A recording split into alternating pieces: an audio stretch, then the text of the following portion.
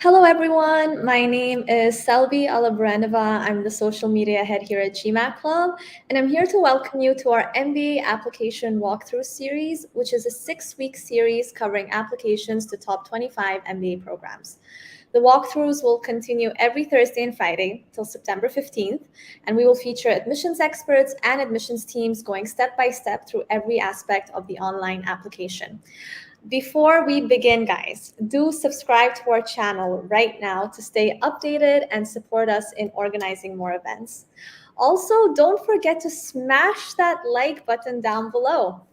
I will be your host, and in today's walkthrough, we are covering London Business School. Together with me is Cassandra Pittman, who is the Senior Expert Coach at Fortuna Admissions. Cassandra has helped a lot of students with their MBA applications, so it's definitely great to have her here. Thank you so much, Cassandra, for joining. Thank you so much, Selby. Hello, everybody. I am really excited to virtually meet you here today. As Selby mentioned, I've helped a lot of candidates with their MBA applications. Early on in my career, I actually worked for London Business School. That's where I started my life in this trajectory. I then moved over to INSEAD, where I spent a number of years, and then did my MBA at Columbia. So I have a lot of firsthand experience with these applications, as well as helping candidates. And what I want to say is that I really empathize with where you are. It is a black box, right? I mean, you get these applications, you get these questions on an application. You don't really know what they're looking for. You're thinking like, is 500 words enough? Should it be 550? Should it be 400? What are they actually looking for? So I love demystifying this process with you. So thank you so much for being here. And as Selby said, just hit that like button. That helps us. Yep. Selby, shall we jump right into the application? For sure. Okay. And everybody here, please do put your questions in the chat, and we will answer them as we go. I'd love for this to be an interactive session. So I'm going to start at the beginning and go through to the end. We're going to start here on the introduction and personal details question. Have you applied to LBS before? If you have, you must say yes. Please don't think that you can get away with saying no. And that means any program at LBS. If you have applied to LBS, whether you got in or you didn't get in prior, you will want to use part of your optional essay to address that application. So we'll get into that. We'll get into that later. This here, all of your personal details, this is really straightforward, right? I mean, you know your first name, you know where and your last name, you know where you live, you know your contact details. So let's not spend time on that. Then we're going to go to your current employment. And this is, you want to say your job, the department you work in, all of the address. You can use head office, you can use your own office, where you primarily work, the country in which you primarily work. They want to know if you have told your employer that you're applying. And of course, if you do have sponsorship, and sponsorship isn't just money, sponsorship can also be a guaranteed job upon return or the support to go do your MBA. You want to mention that in your application. What I really want to focus on here is a couple of things. So first of all, your salary. They want you to put it in euros, pounds, or US dollars. If you make some other currency, just adjust. Okay. And then I want to go straight down here to tell us about your responsibilities. One of the mistakes I see people make when they come to me with applications that are already almost complete is a lot of people cut and paste their CV or their resume bullets in here. Or if they don't cut and paste, they basically repeat them in different words. Think of your resume in this section as going hand to hand, where this section tells the committee the what of what you do. What are you responsible for? What kind of clients do you work with, or what level are you in? Do you manage a budget? Do you manage a team? What size is that team, etc.? So that's the what. And then your resume or your CV is the so what. What have you achieved? What impact have you driven in that role? And the great thing is, a lot of people say to me, look, how do I get all of my experience and everything I've done onto one page of the resume? The way you do that is by using this section effectively and using this for the what and just focusing in on the impact on your resume. Then they want to know your reason for taking on the role. This is really important. They're going to ask this for every single position that you've ever had. This allows the committee to know why you did what you did. Okay, so we have the what in the description, we have the so what, in your resume, and then we have the why you did what you did in the reason for taking on the role. I want to also say that as we go through this application, you're going to see that the UX on it, the interface, is not very good. So right here, for example, it says that you can spend up to 400 words. We find that this answer can often be about 150 to 200 words, but sometimes you want to use all 400. That box doesn't look like it's 400 words worth of space, right? And so as you're using this as a user, you can't help but almost like interpret the visual cues that you're seeing. So my strong recommendation is to cut and paste these questions onto a Google Doc or onto a Word doc and answer them initially on that doc, and then cut and paste them into these boxes, because the UX on it isn't great. One final thing I want to highlight here, if you're not currently working, or if you plan to leave your current employer more than 3 months before the program starts, please explain your activities. So this can absolutely be left blank if you are working and you don't plan to quit. But if you are going, particularly at a school like London Business School, where they really value international experience, if you are going to maybe leave a few months early before your program starts and go learn a language, or go have some additional international experience, or go do a pre-MBA internship, this is really the time to talk about that, to really strengthen your application. Okay. And then finally, the last question here, is your employer willing to support you? In what way? Time, tuition, or both? I love the way that LBS asks this question, because it really does recognize that an employer has a number of different ways they can support you. One of them is sponsoring you, just paying for your tuition or paying half of your tuition, but a lot of other ways are with a guaranteed offer or giving you time off, et cetera. And so definitely, if you have that relationship with your employer, make sure to highlight it here. Selby, any questions or anything you want me to dig deeper on before I go on? Not yet. I am gonna ask the audience here to sort of ask whatever they'd like in the comment section down below. We have one. It's regarding the resume CV. If you'd like, I can take it up. Sure. Yeah. Someone asked, on the resume or CV, in which category should I write my internships?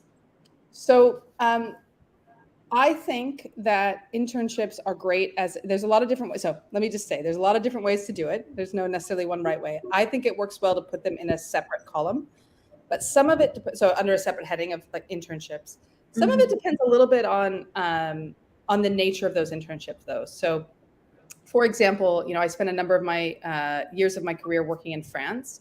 And there it's really common to do either 6-month or 1-year full-time paid internships. I mean, if you're doing an internship that is a full-time paid 1-year internship, I'm probably going to go ahead and put that under work experience. If you're doing a 6-week or a 5-week internship in the summer, I'm probably going to put that under internships. Gotcha. All right. Awesome. Yeah. All right. So previous section was all about what you're doing now. This is all about what you did before. And they really do want pretty much every piece of information that they had for your current role, as well in your previous roles. So again, you're going to be talking about here your responsibilities. This is the what. You're going to tell them how much money you made, what bonus you got, etc. Your reason for taking this role and your reason for leaving this job. And then you're going to add as many as you need. They really want all of your full-time postgraduate roles. So from the time you graduated your undergraduate onwards. You don't need to put internships here if they were internships while you were a full-time student. Okay. I want to just highlight the reason for taking this and the reason for leaving this job. So I mentioned the what, the so what, and the why. A lot of people, I think, miss the opportunity to contextualize the why here. They might say, I got promoted, for example, as for taking the role or for leaving the job. Use this opportunity to explain, if you were promoted, why was that promotion exciting for you? How did it stretch you? Why were you chosen for it? If you're promoted, why did you leave the job? I would probably tell a story about all the things you learned and why it was time for you to take the next step in your career. The LBS application is going to be about 3,000 words, give or take, between all of these open box answers and the essay questions. That sounds like a lot, and it is a lot more than a lot of other schools, but it's actually not that much to tell your whole story and to let the school know why you are an exceptional candidate and what you really have to offer the class. So what I want to encourage you to do is to really take every single opportunity you have to do that. Don't let a question like this that's seemingly like a one word answer, I got promoted or was offered a better job or whatever it is, don't let that opportunity pass you away to really contextualize and make that case to the committee. Okay, so you're going to fill those in for every role that you've had, and whether those be at a new company or promotions within your own company. Then you're going to go to this section, which is your education and your academic performance. Just wanted to, we have tons of questions now about the employment section. So if you Right. like, Let's pause. Absolutely. Okay. So first one is, does it count against me if my employer doesn't know I'm applying? Absolutely not. Absolutely not. In fact, I would say more often than not, an employer doesn't know.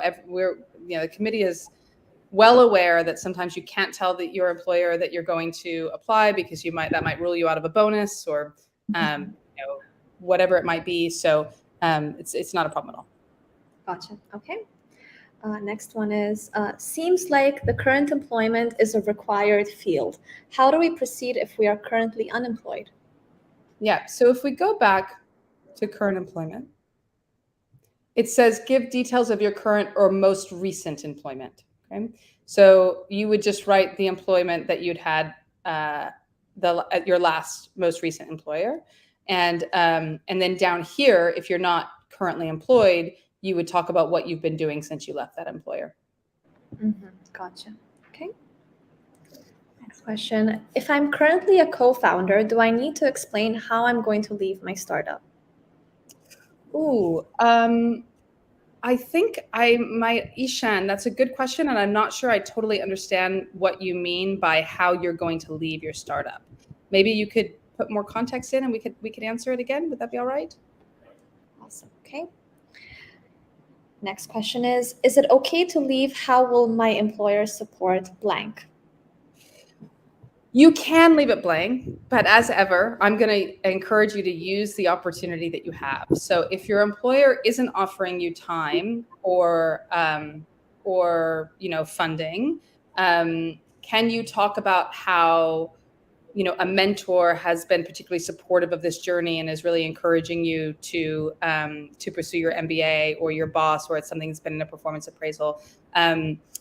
It's not a requirement, but again, I'm just always thinking about how do you leverage every question to really tell a full story, and telling a story about how somebody that you work with, maybe that's more senior than you, whether it be your boss or a mentor, official or unofficial mentor, has been encouraging of this, that can be helpful. Okay. The other question is, what's the impact of saying that you have not informed your employer or family? Well, we'll get to family later. So if you wouldn't mind, remind me of that if I don't get to it later, because there's a question about it. But again, I think we've answered the employer question. It's no problem not to tell your employer you're leaving. And this one, I quite did not understand, but they're saying, if I'm in a full-time secondment, should I consider? Oh, sorry. Okay. Should I consider that my current employer, or should I put my main employer? Yeah, that's a good question. I've seen it done both ways. So I think that, I've seen it done both ways for a secondment, because a secondment is a little bit different than a project. And so it's probably, it's hard for me to say without saying your actual profile, but probably it's going to behoove you to put it as a separate employment. But I've seen it done both ways.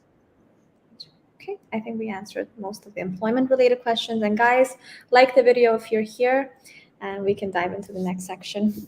All right. So we're now at education. Do you have a degree? Yes or no?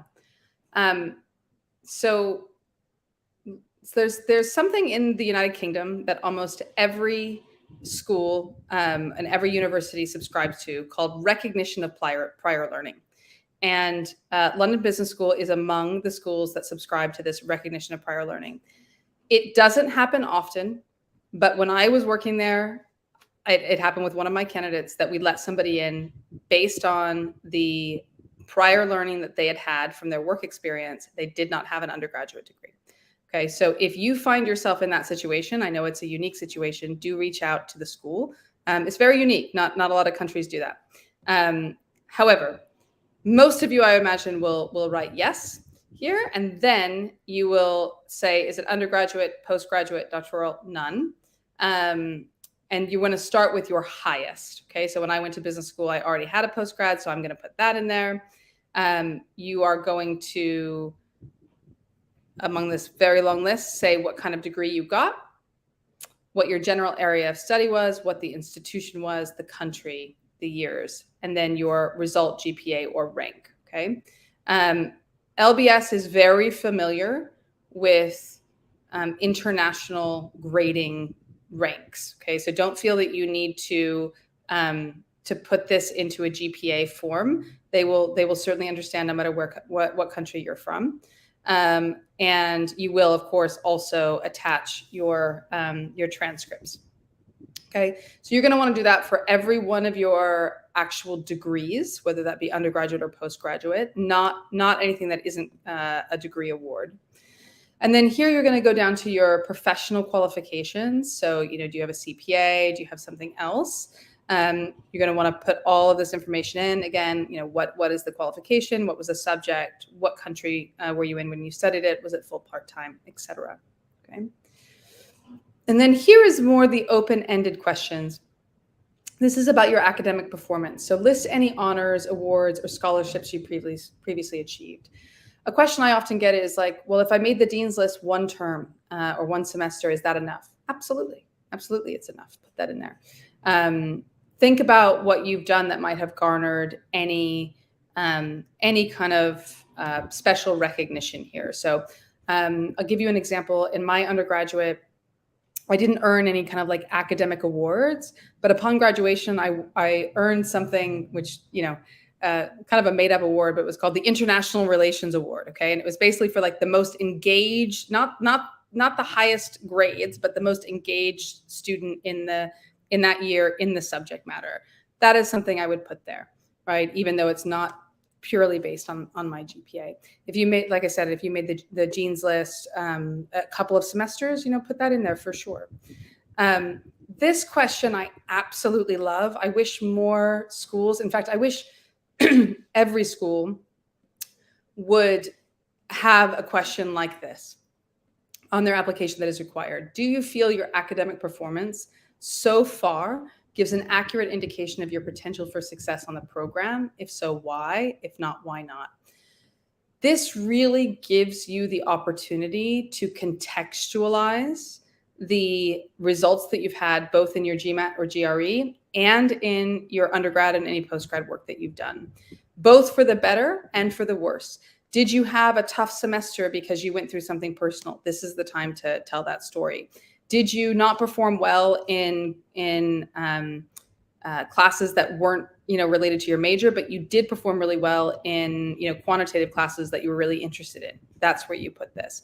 Maybe your undergrad's great, but you are just not a great standardized test taker, right? You can contextualize that here. So what the school's really looking for here is for you to kind of tell them that journey, contextualize your results, and looking for assurance that you understand that the LBS program is academically rigorous and you will be up to the challenge of succeeding in the program.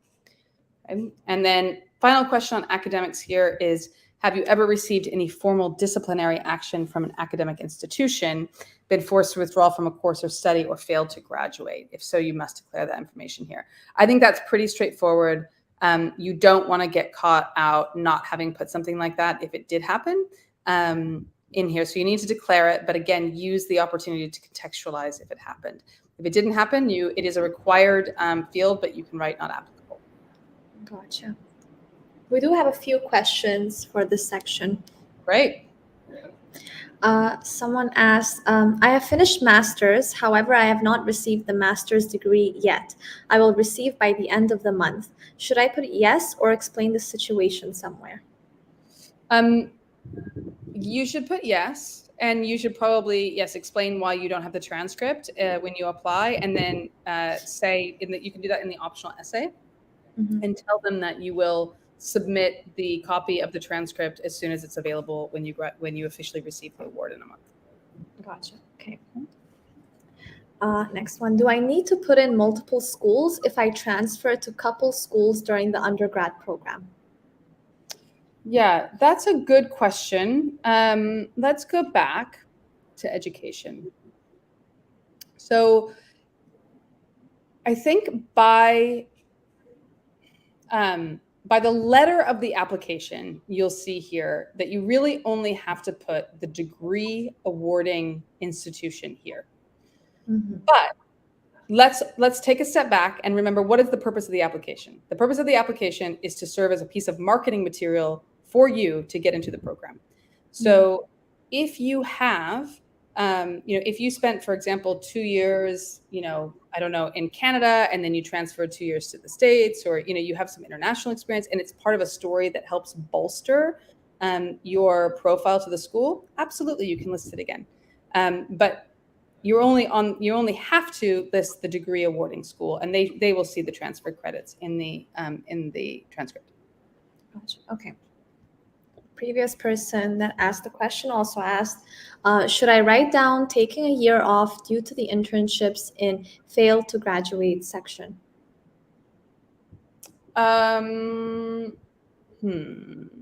only if you're going to fail to graduate. But I think you just said you're going to be graduating in a month. So I would not write failed to graduate. I would just say you haven't graduated yet. It's not really failing to graduate. Mm-hmm. Gotcha. Next question. I'm a chartered accountant in India. It has been recognized as a postgraduate qualification degree in India. How do I put that in the application? I also have a Bachelor of Commerce as undergrad. So I would write that in. I would write the chartered accountancy in professional qualifications. I hear what you're saying, that in India it is considered a postgrad qualification. Nevertheless, I would personally advise to put that in professional qualifications and your undergrad here. And don't worry, it's not going to disadvantage you. The school is going to be very impressed with chartered accountancy. Gotcha. Okay.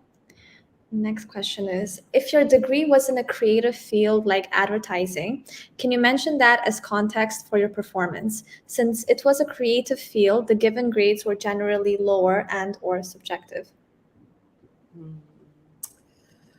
Honestly, Ira, the school is not going to buy I was in a creative field, and therefore that was somehow less hard or, harder to achieve a good result than in, a field like, I don't know, finance or economics or biology, right? We have people that have been studying lots of different subjects. So my advice to you would be to be introspective about your performance. So rather than kind of saying it wasn't in my control and I was studying this thing and, there were just subjective grades, I would be thinking more about, why didn't I achieve better in the course that I chose? Is it because it wasn't the right course for me? I thought I wanted to be in advertising. I thought I wanted to be a creative. It turns out I actually have a business mind, and what I really wanted to do was work on the business side of marketing. Or is it because, I was 18 and I didn't have the emotional maturity to know that I needed to really dedicate myself to my academics, or something else? But it's never impressive in any way on your application to not take responsibility for your own results. So that's what I would advise. Gotcha. Okay, I'll take the last one. How do you answer the professional qualification question if you're still pursuing the course? I'm from an actuarial science background and have cleared 7 out of 13 professional exams. Well, first of all, congratulations. 7 out of 13 is a real achievement. So I think you could probably write here, studying towards, right? I don't know if there are any like micro credentials that come out of the actuarial science. If you got any kind of micro credential from those 7 exams that you took. If so, you could write those. Gotcha. Okay, we can jump to the next section. Okay, great. So we are now in the GMAT. Okay, now there might be some people on this call who love standardized tests and who think that the GMAT and the GRE is like your idea of a great time. I am not one of those people. But I do want to tell you, don't let this be the reason you don't get into the school of your dreams. Okay. Everybody can do these tests. Everybody, I'm sure everybody on this call is smart enough to do these tests. It's really just a matter of practice and time. So, fortunately, LBS does accept either the GMAT or the GRE. Unfortunately, they don't waive the requirement. Okay, so you absolutely have to have one of these two tests. You can write here, are you planning to retake? So for example, let's say you took the GMAT and you got a 690, and what you're really targeting is a 720. And you think you'll get there with like another month. You can choose not, I mean, it's up to you to choose, but an option you have with LBS is to choose to go ahead and apply for round one, tell them that you're retaking the exam, and then submit your updated test scores the day you take your exam. Do know that your application might be reviewed before those test scores come in. And so that's going to, it doesn't mean that they won't re-review it, but it kind of it anchors your current score in their mind. So know that. But some people, you know, they need to be able to work to these deadlines. So here I really like that LBS can tell you, or gives you an opportunity to say, I'm retaking it. When am I retaking it? And then you can submit your exam results. So here you're going to self-report the score that you received, either in the GMAT or the GRE. And you're also going to self-report your English language ability. If you grew up in a country that English is not the native language, or you went to university and you went to a university that the school that was not fully taught in English, or you haven't at least lived in an English-speaking country for 2 years, you have to provide a TOEFL, an IELTS, or a CPE or PTE in order to prove your English language proficiency. Okay.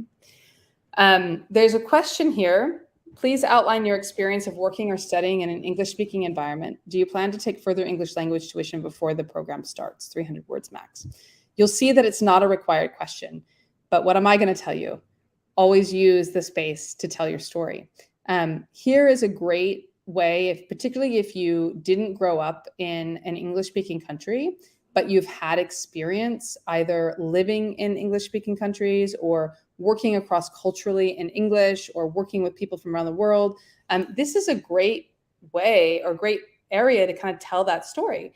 And you can say, I've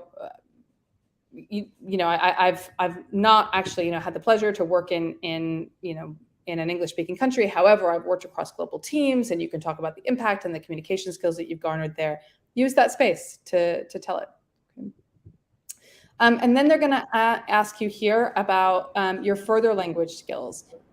This is particularly important for those of us who grew up in an English-speaking country. Have you taken that effort and that time to try to understand another language? So here, if English is not your first language, you're going to obviously list your native language plus any other languages you speak. And LBS does look highly on international experience, and of course, languages are a part of that. Gotcha. Okay. Any questions? Yeah. And also, guys, we have so many viewers here, but like very few likes. Very, very bad. Go ahead. It will just take you a second. Like this video. And yeah, thank you so much. I'll bring up some questions. Someone asked, do the GRE and GMAT have the same weight, or there's a preferred one? Jackie, I'm so glad you asked that question. There aren't many things that were good that came out of COVID. One of them is that schools finally dropped the preference for the GMAT. And I think they truly see the GRE and the GMAT as equal tests now. Awesome. Okay, next one. What if your English test results are not yet available by the time you apply? You should reach out to the school and tell them that. And ask if you can apply, and with conditional on you sending the results when you receive them. Gotcha. Okay. Next one. I have a 640 in my GMAT, which is on the lower spectrum, but I'm not sure if I'll be able to improve my score. Should I mention if I'm willing to retake the exam? Yeah, you must tell them you're willing to retake the exam, and I would encourage you to potentially look at the GRE. It's hard to say because it depends on what you did well on the GMAT and not. But again, I see so many bright, capable candidates who have so much to offer and would do so well in the program, and they just adopt this belief that they can't possibly crack the test. And a lot of that is because either they're just not, they didn't grow up in taking standardized tests, so they're just less practiced. Or, in my case, I had not taken a math class since the 10th grade of high school. So that's like 15 years old. I applied to business school when I was 27. Okay. So like I had just not, and I never took, I think I went up to algebra 2. So I never took pre-calc. I never took calc. So I was having to relearn basic math because it had been so long, and then learn math that I had never learned. And it was really intimidating at first. But I'll tell you what I learned. I learned that I spent my entire life believing I was bad at math. And actually all I had was bad math teachers. And once I had a really good teacher in the form of a GMAT teacher who basically taught me math, I realized I'm actually, I'm okay at math. I'm pretty good. I'm not the best in the room, but I'm pretty good. So I just really want to encourage you not to internalize beliefs that aren't necessarily true, and don't let this be a blocker if it doesn't have to be. Awesome. Okay. Next one. What if you've given an IELTS exam for applying to programs in other countries? Should you enter it here even though you are from an English-speaking country? No. Okay. Gotcha. Okay, next one. Is it possible to have a strong application with a low GMAT, like 650? Anything's possible, but I do feel like I've answered this question. Exactly. Yeah. Okay. Thanks a lot. As a follow-up question to mine earlier, what is the GPA low enough for you to need to justify it? Is a 3 and above on the 4 scale all right? So I'm going to throw that question back to you, and I'm going to say, do you think that whatever the grades you had were fully reflective of your academic ability? Okay, so I think that schools are really looking for, probably if you're looking at a 4.0 scale, they're probably looking at 3.5 and above. Is a 3.3 a deal breaker? Like, absolutely not. But might I be talking about why I didn't do better in some classes if I had a 3.3? For sure. For sure I would be. I probably would be at 3.5, to be honest. I'd probably be explaining the couple of classes that I didn't do as well as I wanted to. Of course, if you have a 3.9 or a 4.0, then you're going to be saying, actually, my academic performance is fully reflective of how I can do in the class. Makes sense. Okay. Okay. Question here. Is there a standard method accepted by LBS through which I can convert my undergrad score, which is out of 100%, into GPA scale? You don't have to convert it into a GPA scale. You can just put it on your own scale. LBS is very familiar with the different scales around the world. Gotcha. Okay. There are a lot of other questions here that I guess are related to the other sections we're going to talk about soon. Some of them are from the previous sections, but I'll bring them up in the end when we're going to cover questions overall. Okay. Perfect. Okay. All right. So that's the GMAT. Then you're going to come to additional information. Okay. So first question here is, are you interested in the option of completing your studies in under 21 months? Okay, so 15 months, right? So that's the minimum you can. So later, when you do your interviews and your video essays, they will ask you to say in your video essay, for example, like, what can LBS give you that no other school can? If you are interested in doing an accelerated program, well, you're going to definitely want to mention that that's one of the things that LBS can give you, right? So there's no right or wrong answer here, but you're just going to want to make sure it's consistent with the story you tell about why LBS. Your most significant international experiences to date. One of the reasons that I say to use that, do you intend to take more English language classes, and have you worked in English significantly as a storytelling piece, if you can, is because 100 words to talk about your most significant international experiences is not much. So I've seen this work well in one of two ways. If you have a lot of international experience, a bullet list is just fine. Otherwise, one experience with what you really got out of it, the impact it had on you, can also work. But it's a lot to do in 100 words. Here they want to know where you hope to work after your graduation. You're probably going to talk about that on your in your essay as well. What industry and what job function. Tell us about your main interests and activities in your free time. I think this is a poorly worded question. I get to compare a lot of applications, and in this question, I think INSEAD does a better job of asking it, because it asks you not just to detail what you do, but also how you are enriched by these activities. And I really want to encourage you to, in your mind, put that ending on this question as well. How are you enriched by these interests and activities that you do? And then finally, I want you to think about how, if at all, do they relate to what you will get involved in on campus. So for example, if you are a massive foodie, are you going to do the MasterChef competition at LBS?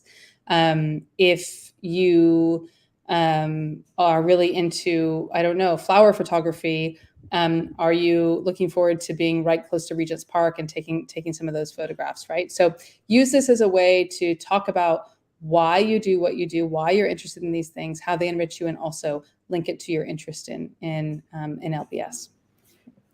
So these are interesting questions here. Why are you, how long did you start researching the programs? This is all about, how seriously are you taking this? Are you doing this just because of like a fly-by-night thing, or have you been thinking about this for a while? How did you hear about the school? You don't necessarily need to answer this. How did you hear about the program? When did you decide to apply? And what's your main reason for wanting the MBA at this point in your career? To advance, to change, just educational, to start your own business, or other? I think honestly, these questions, that they will be looking for them and how they relate to the essays that you write, but they're also about their own marketing and making sure that they track why people are interested in doing an MBA, so that in their own marketing materials they can match that. Okay. Have you attended an event on or off campus or online where you met with a representative? If yes, please tell us when, where, and who you met. The answer here cannot be no. All right. So if you have not attended any LBS events, whether online or in person, start now. You really need to show that you have engaged with the school.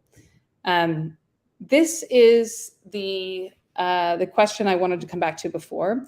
So it says, we encourage applicants to take into consideration the impact of study on family and friends. Who have you discussed your plans with, and what was the response? So if you haven't discussed it with your family, which was the question, then don't mention having discussed it with your family, but do talk about who you have talked about it with and what the response has been. We're hoping it's encouraging. Here, do you know any LBS school alumni or students? Please give their names, graduating class, and tell us how to know them. Not everybody does know them. It's okay. So if you don't know anybody, you don't have to say it here, but you will definitely want to make sure that you have people in that first question, people who you've met through online events. Also, it's a bit short now. You probably won't be able to do any networking with local alumni, any meaningful networking, let me put it that way, before the application deadline if you're applying in round one. But if you're looking at applying, in a later round or next year, I would start now to reach out to local alumni through LinkedIn or other things, and just see if you can have an informal, 15-minute chat with one. And then you can put one or two down to really show you've done some other research. Now, this is the question that everybody wants to know. What do you write here? Have you applied to other business schools? It really, really, really doesn't matter if you haven't or you have. But if you have, what they want to see is that there's some kind of cohesion with the schools that you have applied to. So, if it looks like you've just applied to like all the schools in the top 10, right? Well, they're going to be like, oh, how much do you really want us? So, if you apply to a couple other schools, then I would put them here. If you think that you are potentially in the running for a merit-based scholarship, then you're definitely going to want to put other schools here, because all schools, all of them, offer scholarships in part as a yield initiative, right? So what do we mean by yield? Yield is if I make this offer, how likely are they to accept? If you accept, that is a yield of the offer, right?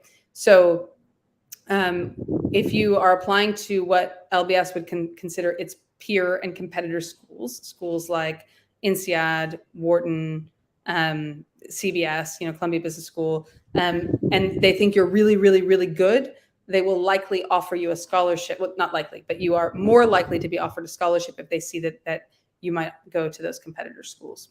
Okay? They want to know how you're going to finance your studies. And then these are kind of self-identification questions. Your ethnicity. Did you come from a low socioeconomic background? Are you first generation university?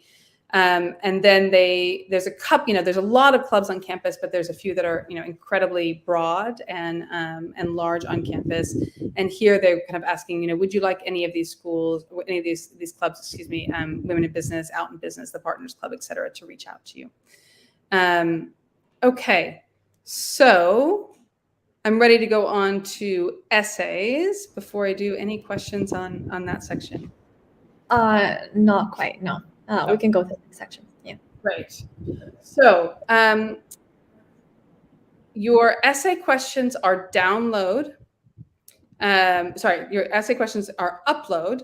And I don't think I can share with you the doc because it's a download that you'll have to fill in. But basically, you're going to download a Word doc and you're going to put your essay answer in there, and you're going to have to put the word count. So although it is a Word doc that you will upload as a PDF or as a Word doc, you will have to be accountable for the number of words that you put on there. So my strong recommendation is to stay within the word limit. Okay, so the first question is, what are your MBA goals and how will your prior experience and the London Business School program contribute to these? I love this question for its simplicity and straightforwardness. This is, what do you want to do in the short and medium term or potentially long term? What have you done in the past that aligns with that vision? And how is your past experience going to help you get there? And how then is LBS and the LBS MBA going to bridge that gap? And it's in that last part that I see people mostly making the mistakes with this essay. This essay is a lot about showing that LBS love, really showing that you've done that depth of research to understand, beyond what's in the website, really the resources that you can leverage to make the case that LBS is going to help you achieve your career goals. Okay. But also don't forget that they do want you to talk about your past work experience and how that aligns. Now, a lot of people go to business school to make a career change. I think we had somebody here who, was in a creative field, right? So it doesn't necessarily have to be, hey, I'm a consultant and I'm going to, I'm working with McKinsey and I'm going to be sponsored and I'm going to go back to McKinsey and it's going to be great because I have all this consulting experience. No. But whatever experience you were doing, think about the transferable skills that you can position in order to be effective at your career search. And having been in your shoes and made a significant career change post-MBA, I can tell you that thinking about now those transferable skills is really important. So this essay is kind of a gift because it really gets you thinking about that from day one. Then there is another essay, kind of hidden, okay? And it's the optional essay. And it says, is there any other information you believe the admissions committee should know about you and your application to London Business School? Unlike the US schools, where we generally say, don't use the optional essay unless you really need to. Like you need to explain why your diploma is only coming in 1 month. Or you need to explain, a career gap or something like that. For LBS, we say, use this essay. It's 500 words. And I usually like to use it as a way to complete the answer of if the first essay is about what the school can give to you, I like the second essay to be more about what you can give to the community. So maybe, maybe you grew up with entrepreneurial parents and you've seen a lot of family business. Well, how are you going to engage in the family business club? Maybe you, did come from advertising and you can help bridge the gap with like creative business, et cetera. So think about what you really have to offer and potentially use this essay for that. But I've seen it go in a lot of different ways. I've seen people use it to explain like their long-term career vision, and their short and medium-term goals are there, and how LBS is going to help get them there. So it's really worth, usually my process is when working with a client, we do the entire application, and we get it to about 90% done. So we really know what we're saying in that first essay, and then we decide how we're going to use the second essay to really make sure that the entire narrative is there for the committee. We don't have any essay questions yet, but I do have a question about the previous section, which I'll quickly bring up. So Nina asked, after applying to LBS, I'm planning to apply in another round in the other school. Should I still put that university in the list of universities I have applied to? No, you don't need to, because you haven't applied. Gotcha. Okay. All right. I guess next bit. So not much to go now. So here you're going to have your interviews.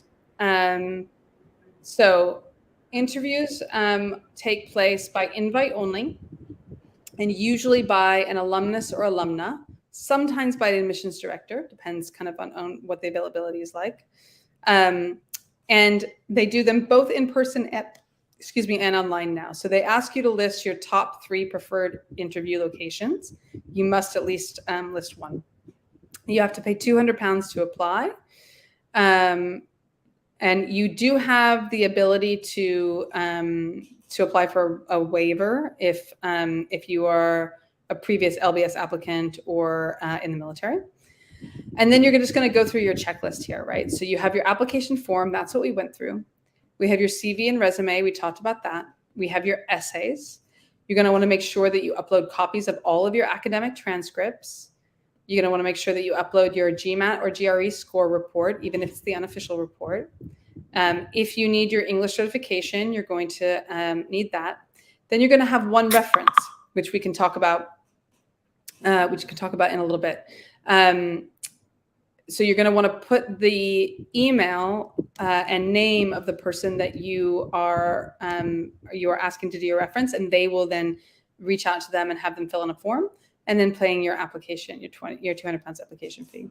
Then here's the honor code. You're agreeing that this is your material. You haven't falsified anything. You didn't use AI to do anything unless you've actually referenced it, etc. And then you save and next. You can fill in some more questions that are a little bit more in depth around your ethnicity and sexual orientation, your gender identity, etc. And then you are ready to submit. Awesome. Do have some questions already about this bit.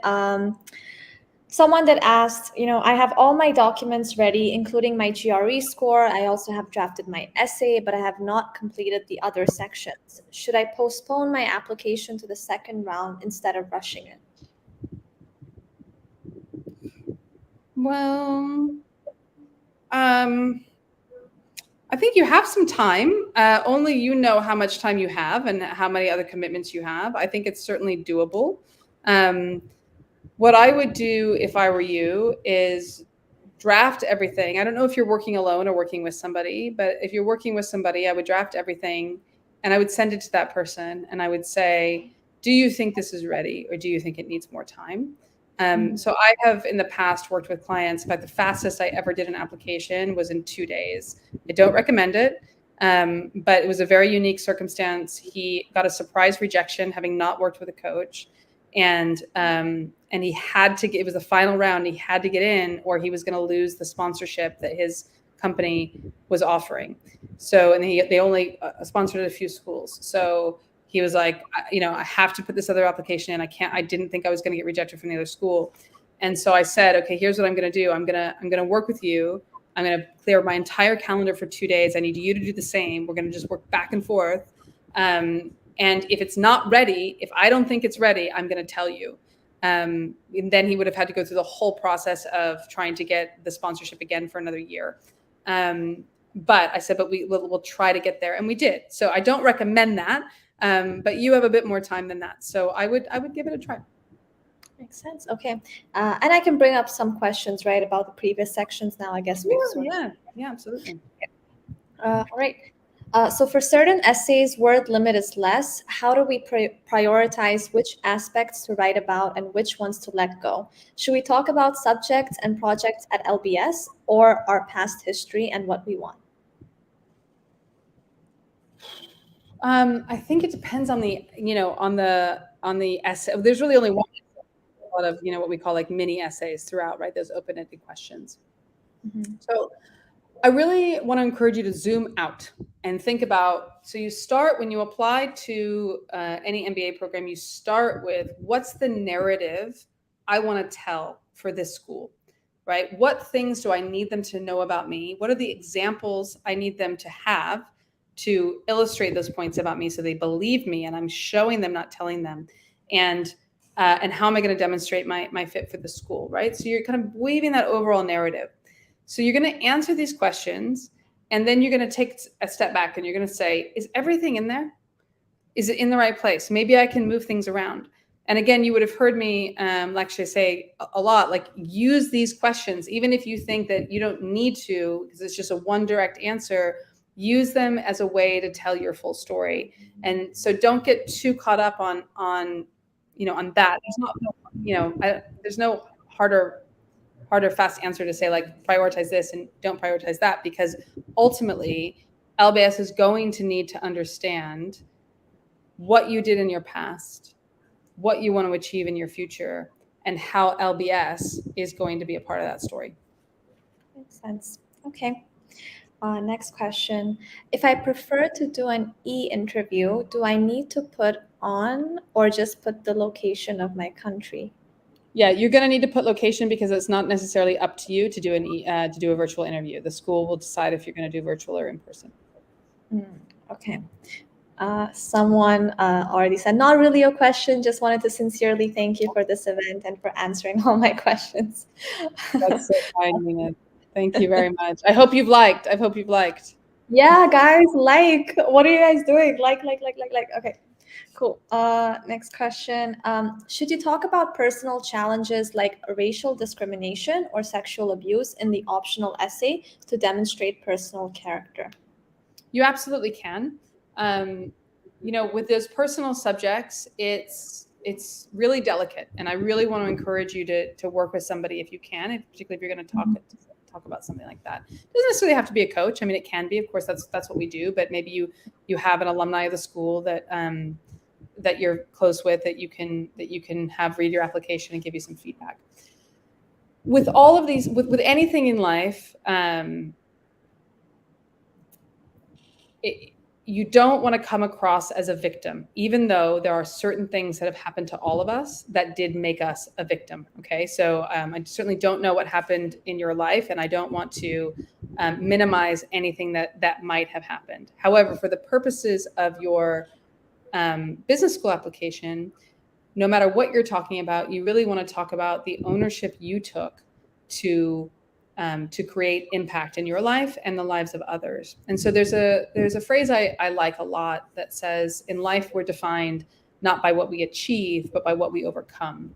And so if you're going to be talking about things like racial discrimination or sexual abuse, or even just a difficult time in your life, I want to really encourage you to think about the framing of like, how did you overcome that? And how did you take the initiative to do that? And it is a fine balance. Very sorry if either or both of those things happen to you. But being vulnerable in your application can work well. Gotcha. Okay. And the same person that asked prior to this, saying, I have extensively worked with stakeholders in UK in the last 5 years, but never been on site. Does this still count as good enough international experience? Well, it's not about good enough or not good enough. I would certainly talk about it. Absolutely. I think that cross-cultural working experience is important and valuable. So certainly talk about it. Okay. Someone asked, does working in a global company count in working in cross-culture? Yep, it does. If you can tell the story, so I have some experience working for a U.S. tech firm in the United Kingdom, and I can tell you that the culture is, it's very California. So it's all about how you tell the story. Makes sense. Okay. Are students from countries and schools with relatively poor academic standards at a disadvantage? No. Okay. How much does the academic score weigh for applicants with more than 7 years of experience? It still weighs. Okay, so the school has to know that you can cope with the academic rigor of the class. It is a very challenging program. It's quant heavy, and they have to know that you're going to succeed. The last thing they want to do is accept students in who are really going to struggle to pass the classes. Now, if you've been graduated for 7 years, and so what I want to say is if you did well in your undergrad, great, right? It's going to weigh and they're going to love it. If you didn't do well in your undergrad, you have the time to show, hey, I was young, these things happened. Look at all of the things I've done in my professional life to show my quantitative aptitude, my ability to write reports, my ability to perform to deadline. And also, I've put in the work and really, scored very well on the GMAT or the GRE. That can help alleviate because that time has passed. But if you scored well in your undergrad, great. They're still going to look at it and favorably. Okay. Does working remotely with an international team qualify as international experience? Yep, it does. Gotcha. I work for my family business and I can ask only my project guides from college to write the recommendation letters. How does this affect my candidacy? So for LBS, there's only one recommendation and it shouldn't be academic. Okay, so you will not be the first person to be applying from family business. What I want to encourage you to think about is there a client or a customer or somebody else involved in your business that can write your recommendation. An academic reference should really be the last resort. Gotcha. Okay. Next question. When you are coming from a niche and a specialized background, like I don't know really know how to pronounce actuarial yes, science. Thank you. How can one leverage it while drafting the application? Well, I think it's the same way anybody leverages any background, right? Which is you talk about the skills you've gained and how you're going to leverage those in your next career, your postgraduate, your post MBA career, but also in the classroom to help your teammates. So, again, I'll just speak from personal experience here. When you're in these learning teams, you're usually with 5 people from 5 completely different backgrounds, 5 completely different professional backgrounds, and at a school like LBS, be 5 completely different nationalities too, usually. And they do their best to pick people that have complementary but different skills. So we had somebody that was a consultant. We had somebody that had worked in finance. We had somebody that worked in actually we had 2 people that worked in finance. We had me. That had basically worked in higher ed, and somebody I think that had worked in a more creative field. And what we realized is that there was somebody that was great at modeling and used to do help us with all of the Excel work that we would do. We had somebody that was fantastic at PowerPoints. I did 80% of all of the write-ups because a strength of mine was writing. So think about the skills you've gained in actuarial science or whatever else anybody else is doing here, and how you can leverage that for your goals and also for the class. Okay. Also, Cassandra, we have less than 2 minutes and tons of questions to answer. So let's do a very quick rapid fire. Okay. Rapid fire. Yeah. Okay. First one. Is it okay to use the optional essay to write one of your personal and professional achievement? Sure. Next question. Applying from Afghanistan, can you please talk about need and merit-based scholarships for international students this minute? Yeah, LBS has a wide range of scholarships, and a lot of them require separate applications. So take a look at their scholarship page. Okay. Next question. Which reference should I choose? My direct report line or the CEO of the company who has mentored me? If the CEO of the company has mentored you and knows you well, the CEO. Okay. Next, how much does the employment gap affect an applicant's candidature? It's all about how you tell the story. Who is an ideal person to get a reference from? If not an LBS alum, someone from MIT, Sloan, etc. would work? Yes, but ideally you have a reference from your current manager or somebody at your current company. Ideally. Which type of reference should be preferred? The C-level, who was my direct report line, or his direct report line, the CEO, who has mentored me and also is a well-known figure in the industry? CEO, if they have mentored you and they know you well. Do chances go down significantly if you apply in round 2 and not in 1? Should I wait for round 1 for a 2025 intake? No, between round 1 and round 2, they're relatively equal.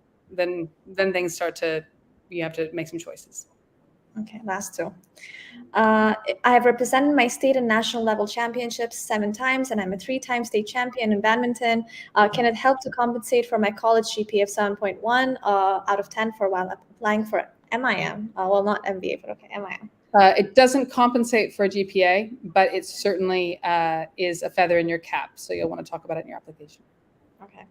Last one. What can someone with mediocre academics and average work ethics can do to enhance their chances? Make sure that you do as well as you possibly can on the GMAT or the GRE, and think about other projects you can take in your life, whether they be entrepreneurial or volunteer, to drive impact. Awesome. All right, guys, we managed to sort of answer all of them. But if you do have any more questions, this live session will be saved. So feel free to put them in the comment section right after this, or reach out to Fortune Admissions, reach out to Cassandra Pittman. And yeah, thanks a ton, Cassandra. It was an awesome Thank session. you. Thanks so much. Bye. Bye-bye.